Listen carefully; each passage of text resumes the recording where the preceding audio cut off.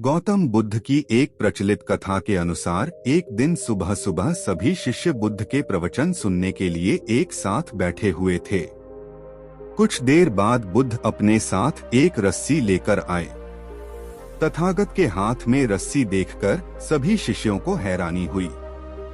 बुद्ध अपने आसन पर बैठे और उन्होंने रस्सी में एक के बाद एक 3 गांठ बांध दी। इसके बाद उन्होंने शिष्यों से पूछा कि क्या ये वही रस्सी है जो गांठ बांधने से पहले थी। इस प्रश्न के जवाब में एक शिष्य ने कहा कि तथागत, इसका उत्तर थोड़ा मुश्किल है। ये हमारे देखने के तरीके पर निर्भर करता है। एक तरह से तो रस्सी वही है, इसमें कोई बदलाव नहीं है।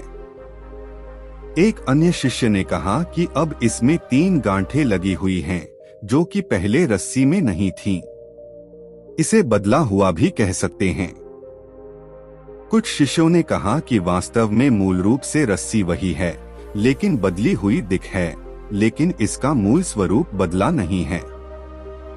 शिष्यों की बात सुनकर बुद्ध ने कहा कि आप सभी सही बोल रहे हैं। अब मैं इन गांठों को खोल देता हूँ। ये बोलकर बुद्ध रस्सी के दोनों सिरों को खींचने लगे। बुद्ध ने पूछा कि क्या इस प्रकार रस्सी की गांठें खुल जाएंगी? सभी शिष्यों ने कहा कि नहीं, ऐसा करने से तो गांठें और ज्यादा कस जाएंगी। इन्हें खोलना और मुश्किल हो जाएगा।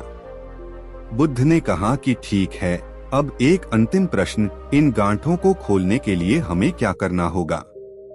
शिष्यों ने कहा कि हमें इन गांठों को ध्यान से देखना होगा, जिससे हम जान सकें कि इन्हें कैसे लगाया गया है। इसके बाद हम गांठें आसानी से खोल सकते हैं। बुद्ध इस जवाब से संतुष्ट हो गए और उन्होंने कहा कि ये सही बात है।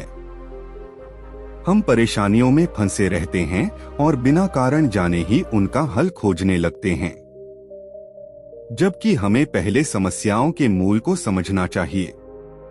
जब समस्याओं की वजह समझ आ जाएगी तो उन्हें सुलझाना बहुत ही आसान हो सकता है।